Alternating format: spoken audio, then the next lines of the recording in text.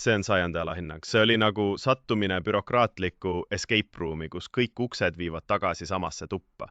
Esmalt teatati mulle, et mina olen nüüd vastutav töötleja ja kuna minu tellimus sisaldab tunnust rahvus, pidin ma saama loa andmekaitse inspektsiooniks. Nii et Statistikaamet suunas sind edasi järgmise asutuse juurde. Mõistlik. Sa pöördusidki Aki poole. Saatsin neile põhjaliku selgituse. Ja siis ootasin. Üle 2 nädala.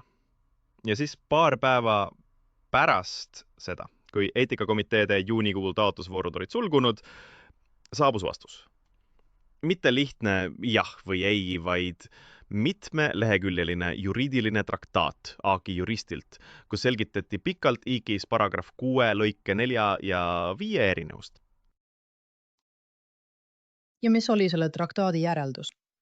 Järeldus oli, et mina või MTÜ ei kuulu nende pädevusse, sest ma pole täidesaatev riigivõim ja et ma pean pöörduma eetikakomitee poole. See oli 2 nädala ja pika juriidilise analüüsi tulemus. Ole uks, proovige järgmist. Ja nad teadsid, et see järgmine uks avaneb alles augustis ja vastus komiteest saabub heal juhul septembris, andmed oktoobris. Tuletan meelde, et valimised on oktoobris.